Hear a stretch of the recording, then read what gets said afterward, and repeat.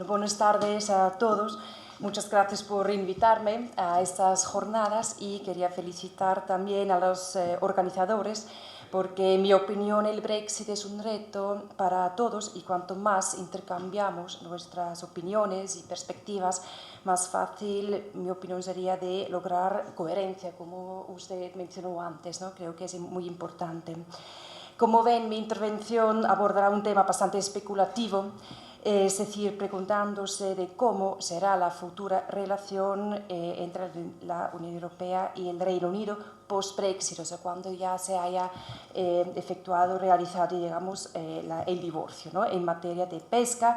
Y voy a examinar un poco el modelo de Noruega, al que se ha hecho referencia en los últimos meses como posible ejemplo, ¿no?, para una futura relación entre la Unión Europea y el Reino Unido, desde el derecho internacional público, ¿no?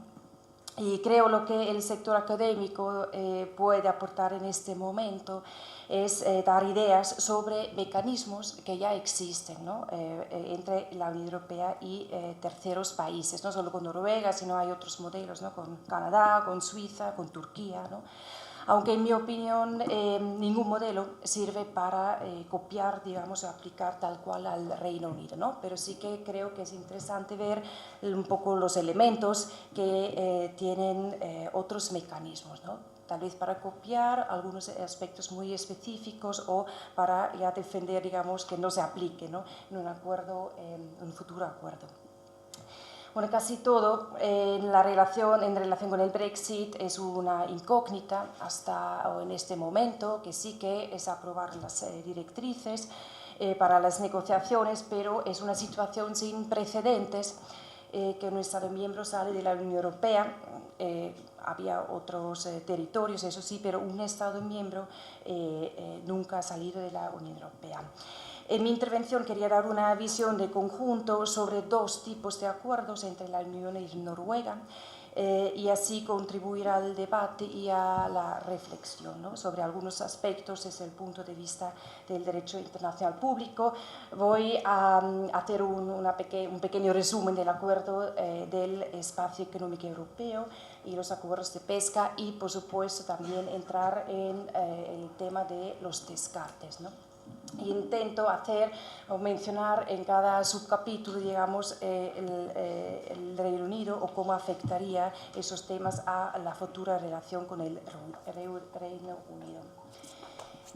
Para acordar un poco y resumiendo muy superficialmente, el acuerdo sobre el espacio económico europeo es un acuerdo de asociación entre los aún 28 Estados miembros de la Unión Europea y 3 estados de la EFTA, que es Islandia, Liechtenstein y Noruega. En cuanto al alcance, para resumirlo, el acuerdo amplía el mercado interior a estos 3 países. Hablamos sobre todo de ampliar o integrar las 4 libertades o aplicar esas 4 libertades a estos 3 estados de la EFTA. Y así para garantizar, digamos, en principio a los 31 estados, ¿no?, los mismos derechos y obligaciones con respecto a estas 4 libertades. No obstante, cabe destacar una característica particular de este acuerdo, que está limitado y va más allá a la vez. En cuanto a las limitaciones, a las restricciones en cuanto al mercado interior, habría que destacar que hay limitaciones en las 4 libertades. O sea, Noruega no tiene el mismo nivel, para decirlo así, de la libre circulación de mercancía o de capital o de servicios como los Estados miembros, que voy a mencionar 2 ejemplos más adelante. Y también está limitado en el sentido de que hay políticas que están completamente excluidas, ¿no?, pero sí que tienen también una relación, digamos, con el espacio económico. Por ejemplo, como la política comercial común. Noruega no participa en la política comercial común, tampoco, como saben ustedes perfectamente, tampoco no participa en la política pesquera común, ¿no?, que es un tema muy importante cuando hablamos de la pesca. Pero va más allá, también de incluir a los 3 estados de la EFTA en el mercado interior.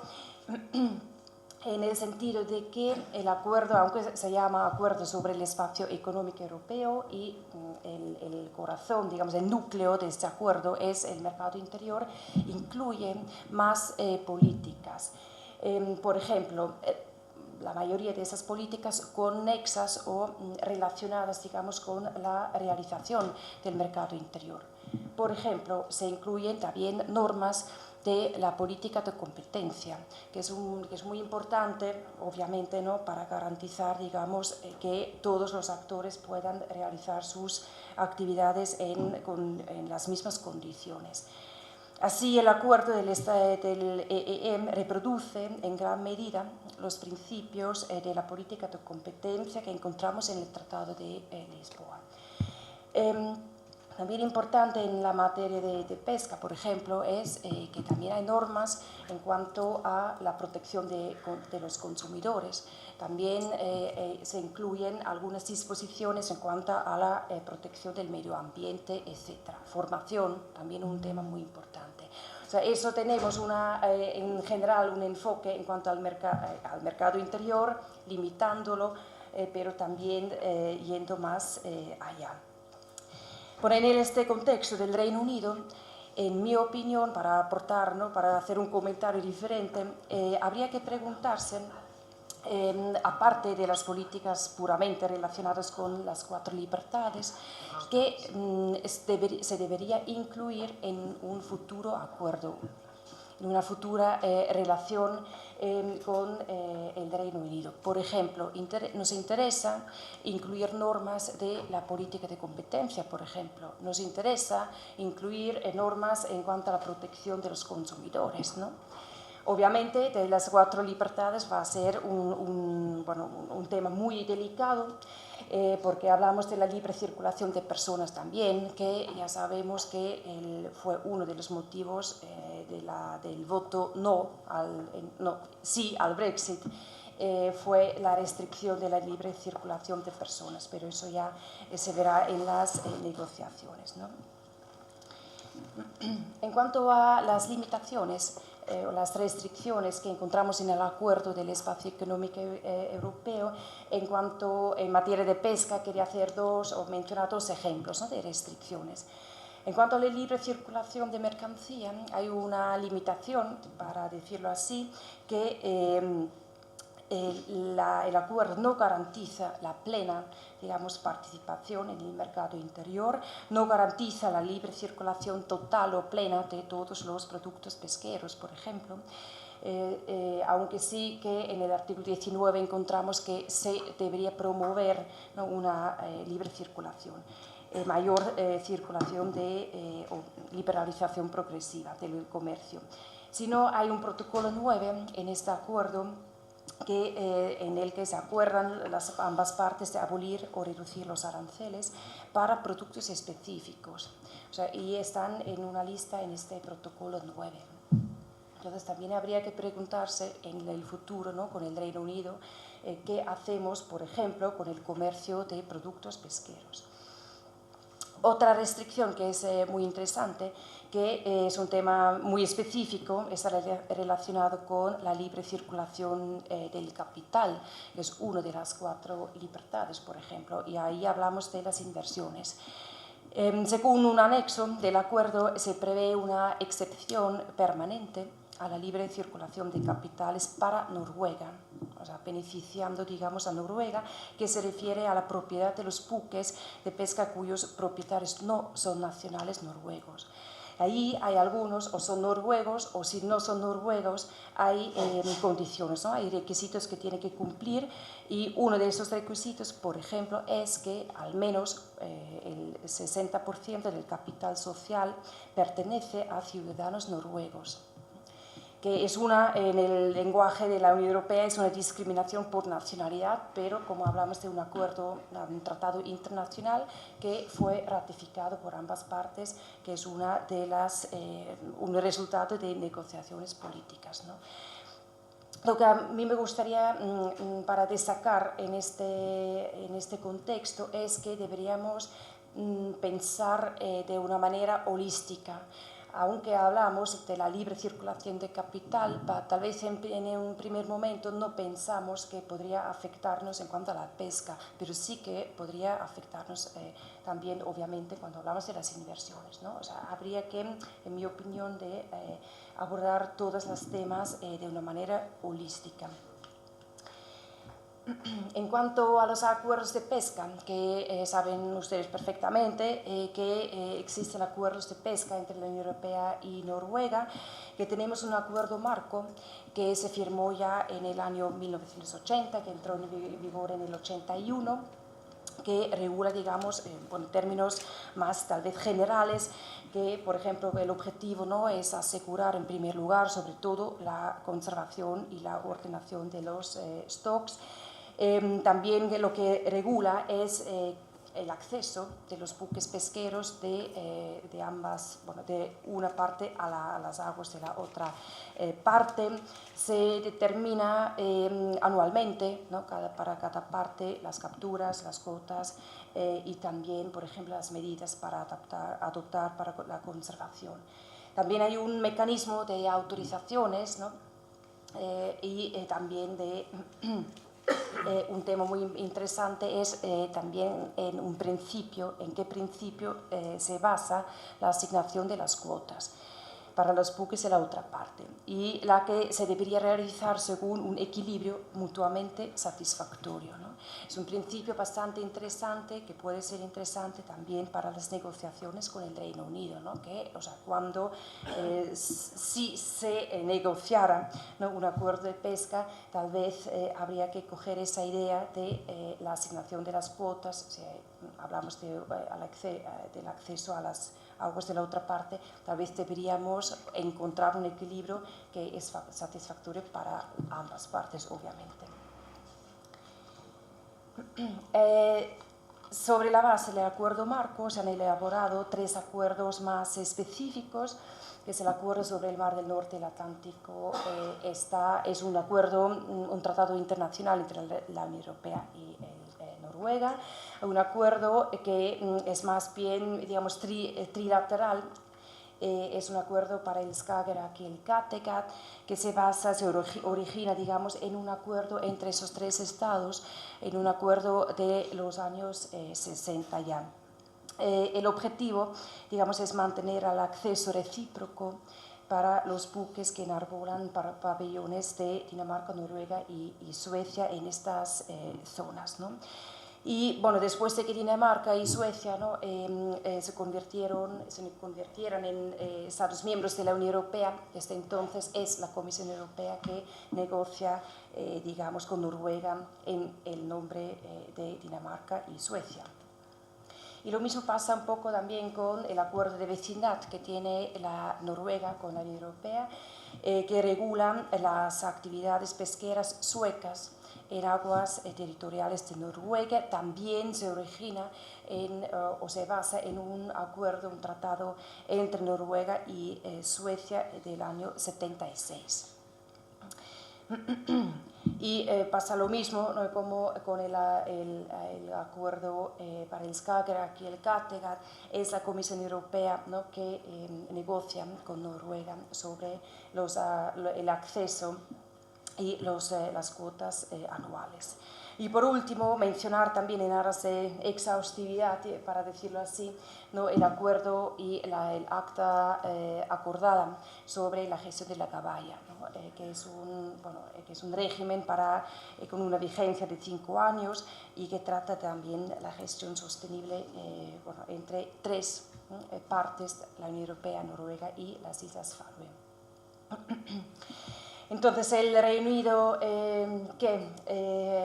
es una respuesta bastante insatisfactoria, ¿no?, porque depende, que, como ya mencionaron mis compañeros de mesa antes, que no sabemos mucho en este momento lo que va a pasar, pero podemos pensar un poco, reflexionar en cuanto a la relación basándose en tratados, ¿no?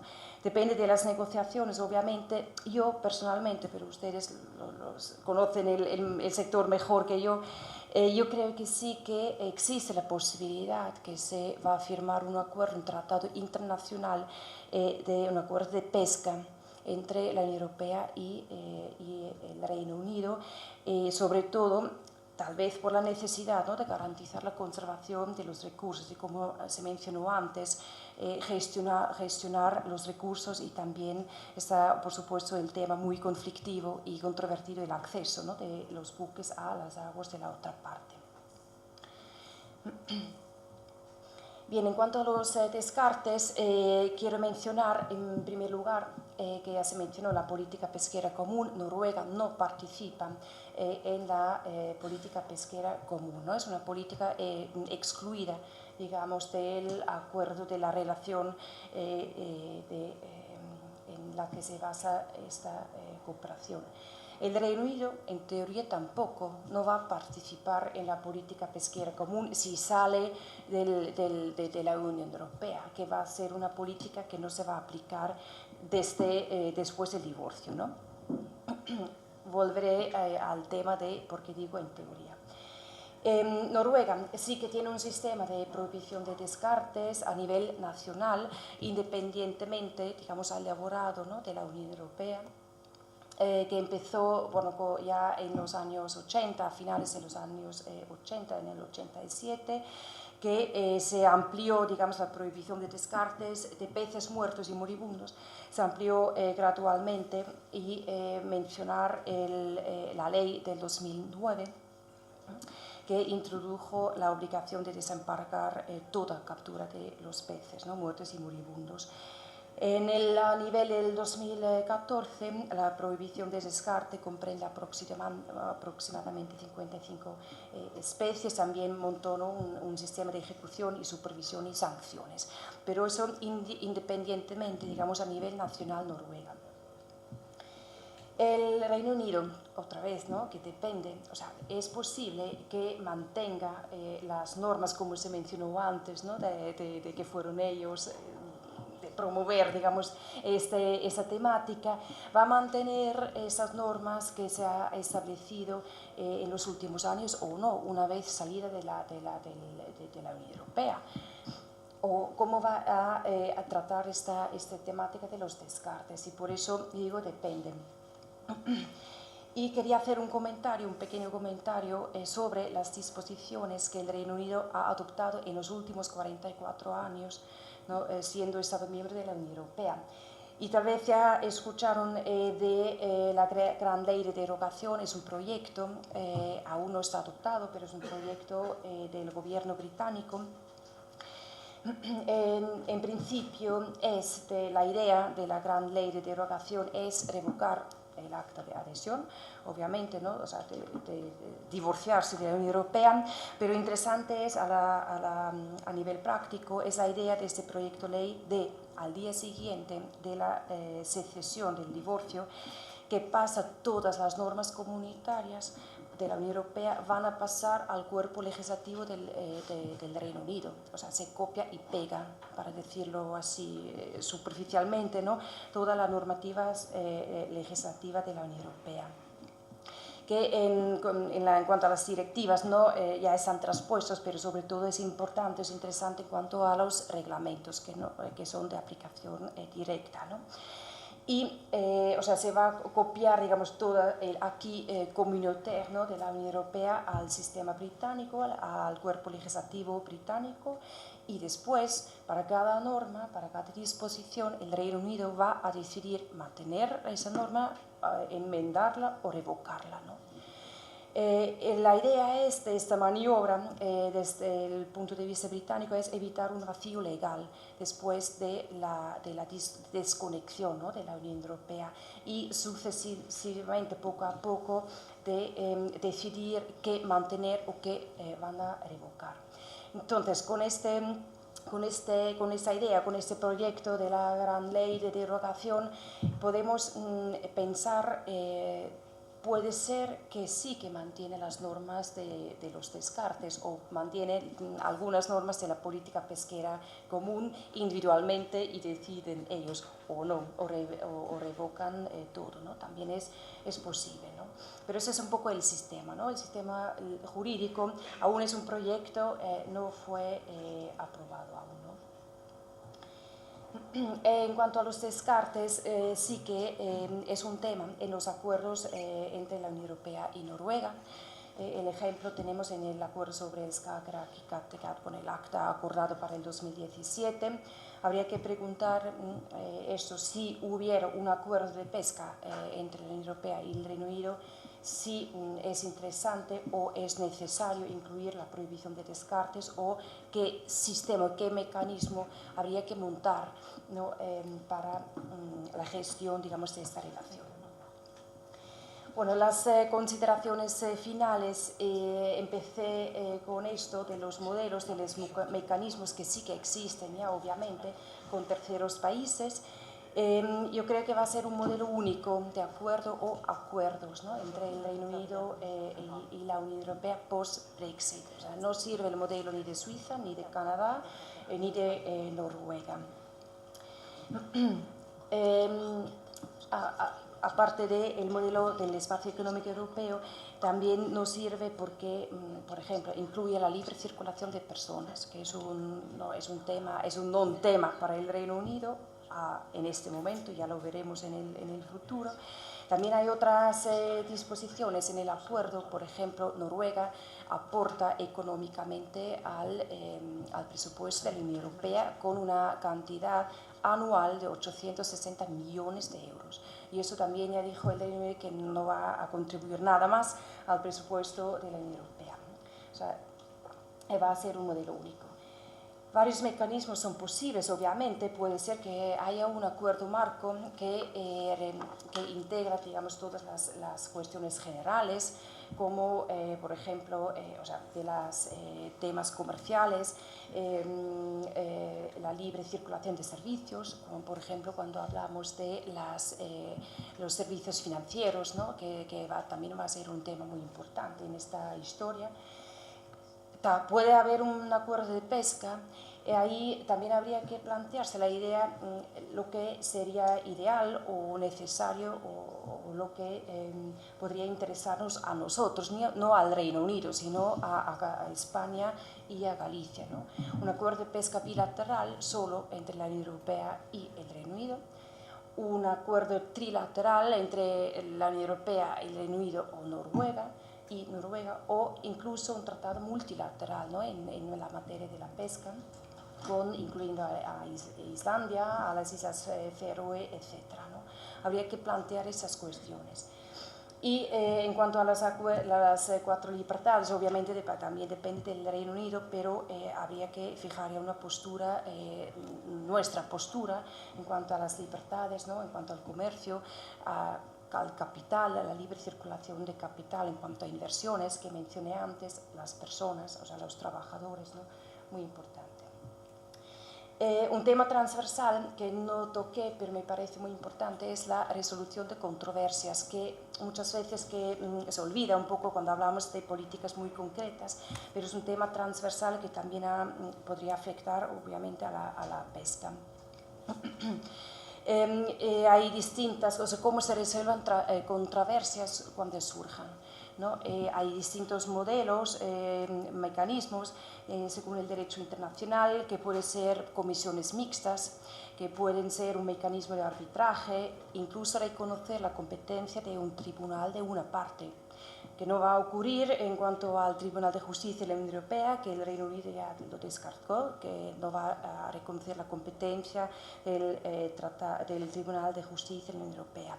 Pero habría que pensar también en el mecanismo de cómo resolver las controversias. En general, en cuanto a controversias en temas comerciales, en la pesca, etc. Hay distintos mecanismos, porque puede facilitar o dificultar mucho la relación. Tal vez se acuerdan del CETA, del acuerdo entre la Unión Europea y Canadá, que casi cayó.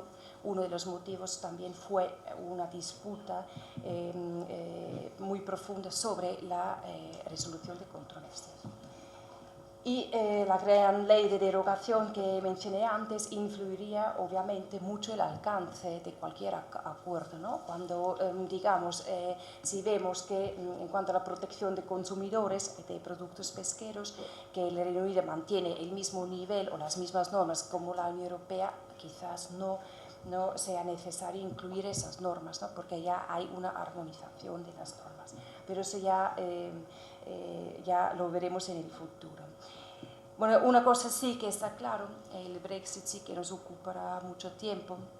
Y la clave, yo creo que después de haber definido las líneas grandes, ¿no? De las líneas de políticas en general, yo creo que también la clave estará en los detalles, ¿no? O para utilizar un proverbio anglosajón, que ya estamos en estas esferas, el diablo, ¿no? Se esconde en los detalles. Y creo que es muy importante tenerlo presente.